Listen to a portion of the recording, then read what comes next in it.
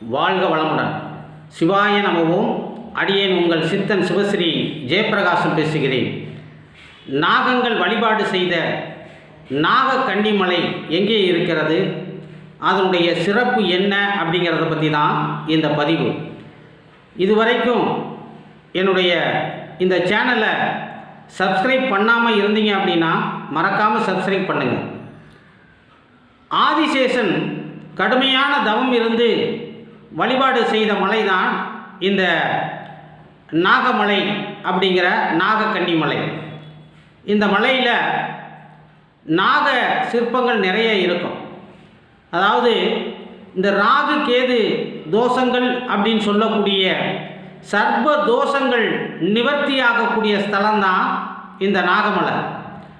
இந்த நாகமலையில் சிவபெருமானும் அன்னை பார்வதி தேவியும் இரண்டர கலந்து அர்த்த நாரீஸ்வரராக இருக்கிறார்கள். அதாவது தன்னுடைய இடபாகத்தை சிவன் பார்வதி தேவிக்கு கொடுத்து ஆணும் பெண்ணும் சமம் அப்படிங்கிற அந்த கோலத்தில் நமக்கு காட்சியளிக்கக்கூடிய மலை தான் இந்த நாகமலை. அதாவது நாமக்கல் மாவட்டம் திருச்செங்கோடு நகரத்தில் இருக்கின்ற அந்த திருச்செங்கோடு மலை தான் ஆதி காலத்தில் நாகமலை அப்படிங்கிற பேரோடு விளங்குச்சு. இதை நம்ம இன்றைக்கி அர்த்தநாரீஸ்வரர் மலை அப்படின்னு சொல்லுவோம். இந்த மலையில் பார்த்தீங்க அப்படின்னா நாக சிற்பங்கள் அதிகமாக இருக்கும். அதே மாதிரி மேலே சன்னதியில் பார்த்தீங்க அப்படின்னா இந்த ஆதிசேஷனுக்கு தனி சன்னதி இருக்கும். அதனால் பார்த்தீங்க அப்படின்னா இந்த ஆதிசேஷன் இந்த மலையில் தவம் இருந்து வழிபாடு செய்ததால் இந்த சர்வ தோஷங்கள் இருந்தால் இந்த மலையில் நிவர்த்தி ஆகும். அதே மாதிரி திருமணத்தடை, அதே மாதிரி ஜாதகத்தில், அதாவது பிறந்த கால ஜாதகத்தில் எந்த தோஷங்கள் இருந்தாலும் இந்த மலையில் போய் அங்கே வீட்டில் இருக்கக்கூடிய இந்த நாகங்களை எல்லாம் வழிபாடு செய்துவிட்டு அங்கே இருக்கின்ற முருகனையும் இந்த அர்த்த நாரீஸ்வரராக இருக்கக்கூடிய சிவனையும் அம்பாளையும் வழிபாடு செய்தால் நம்மளுடைய சாபங்களும் தோஷங்களும் நிவர்த்தியாகும் அப்படிங்கிறது ஐதீகம். இந்த மலையில் வேறு என்ன சிறப்பு அப்படின்னா, இந்த மலையில் பிருகு மகரிஷி மரகலிங்கத்தை உருவாக்கி அதை வழிபாடு செய்திருக்கார். அப்போ பார்த்தீங்கன்னா தினமுமே இந்த ஆலயத்தில் மரகதலிங்க பூஜை அப்படின்னு போடுவாங்க. அது காலையில் பார்த்தீங்கன்னா 8 மணிக்கு உச்சிக்கால பொழுதான மதியம் 12 மணிக்கு, மாலை நேரத்தில் 5 மணிக்கு இந்த மரகதலிங்கத்துக்கு பூஜை நடக்கும். ஆனால் அது மரகதலிங்கம் இல்லை, வேறு ஒரு லிங்கம் அப்படின்னு சொல்கிறாங்க.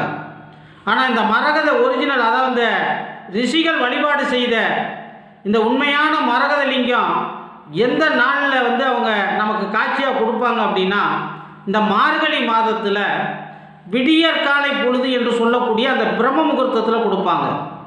அதாவது இந்த மார்கழி மாதம் என்பது தட்சிணாயன காலத்தினுடைய கடைசி மாதம், அதாவது தேவர்களுடைய விடியற்காலை பொழுதுன்னு சொல்லுவாங்க.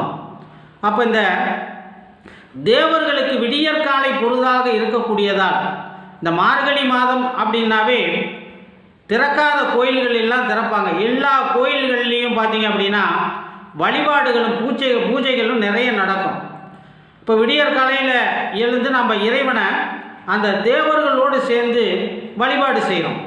அப்படி இருக்கக்கூடிய இந்த மார்கழி மாதத்தில் சூரியன் உதிக்கிறதுக்கு முன்னாடி இந்த காலையில் 4:30 மணியிலிருந்து ஒரு 6:30 மணிக்குள்ளே பார்த்தீங்க அப்படின்னா இந்த திருச்செங்கோடு மலையில், அதாவது இந்த நாகமலை என்று சொல்லக்கூடிய அந்த மலையில் இந்த மரகதலிங்க பூஜையை செஞ்சு அதுக்கப்புறம் எடுத்து வச்சுருவாங்க. இது மார்கழி மாதம் 30 நாளுமே நடக்குமா. அப்போ அந்த அரிய காட்சியை இந்த மாதம் மட்டும்தான் நம்ம பார்க்கலாம். அதே மாதிரி பார்த்திங்கன்னா இந்த மலையில் போய் எந்த நட்சத்திரக்காரர்கள்லாம் வழிபாடு செய்யலாம் அப்படின்னா, இந்த மலையை பார்த்தீங்க அப்படின்னா சர்ப்பங்கள் அதிகமாக இருக்கிறதுனால இது சதய நட்சத்திரத்திற்கு உண்டான கோயில் அப்படின்னு சொல்கிறாங்க. அதாவது ராகுவினுடைய 3 நட்சத்திரங்களில் கடைசி நட்சத்திரமாக இருக்கக்கூடியது இந்த சதய நட்சத்திரம். இந்த சதய நட்சத்திரத்தில் இந்த பார்த்தீங்க அப்படின்னா கும்ப ராசியில் இருக்கும். அப்போ இந்த கும்ப ராசியில் பிறந்தவங்களும் வழிபாடு பண்ணலாம், இந்த நட்சத்திரத்தில் பிறந்தவங்களும் வழிபாடு பண்ணலாம். அதுக்கப்புறம் பார்த்தீங்க அப்படின்னா இந்த ஆதிசேஷன் வந்து வழிபாடு செஞ்சதுனால இந்த ஆயில்ய நட்சத்திரத்தில் பிறந்தவங்க இந்த ஆலயத்தில் போய் வழிபாடு செய்யலாம். அதுக்கப்புறம் பார்த்தீங்க அப்படின்னா இந்த திருச்செங்கோடு மலையில் இருக்கக்கூடிய தலை விருட்சம் பார்த்தீங்கன்னா இலுப்ப மரம். இப்போ இந்த இலுப்ப மரம் பார்த்தீங்க அப்படின்னா ரேவதி நட்சத்திரத்தினுடைய மரம், ரேவதி நட்சத்திரத்திற்கு உண்டான மரம். அப்போ இந்த ரேவதி நட்சத்திரத்துக்காரர்களும் இந்த மலை மேலே இருக்கக்கூடிய அந்த அர்த்தநாரீஸ்வரர் வழிபாடு பண்ணாங்க அப்படின்னா அவங்களுக்கு பல நன்மைகள் கிடைக்கும் அப்படிங்கிறது ஐதீகம். அப்போ பார்த்தீங்க அப்படின்னா இந்த மாதத்தில், இந்த மார்கழி மாதத்தில் மட்டும் அந்த முனிவர்கள் என்று சொல்லக்கூடிய, அதாவது ரிஷிகள் என்று சொல்லக்கூடிய பல மகான்கள் வழிபாடு செய்த அந்த மரகத லிங்கத்தை நம்ம கண்ணால் கண்டு அதை வந்து நம்ம வழிபாடு செய்யலாம், அதாவது தரிசனம் பண்ணலாம். இப்போ அப்படி இருக்கக்கூடிய இந்த மார்கழி மாதத்தில் இந்த சிவனுடைய அருள் எல்லாருக்கும் பரிபூரணமாக கிடைக்கட்டும். வாழ்க வளமுடன். சிவாய நமோ. எல்லாம் நிறைவாகட்டும். என்னுடைய வீடியோ உங்களுக்கு பிடிச்சிருந்தது அப்படின்னா லைக் பண்ணுங்கள், ஷேர் பண்ணுங்கள், கமெண்ட் பண்ணுங்கள். மறக்காமல் சிவஸ்ரீ பாலா அப்படிங்கிற என்னுடைய யூடியூப் சேனலை சப்ஸ்கிரைப் பண்ணுங்கள். பக்கத்தில் இருக்க பெல் பட்டனை மறக்காமல் அழுத்துங்க. வாழ்க வளமுடன். ஓம் நற்பவி.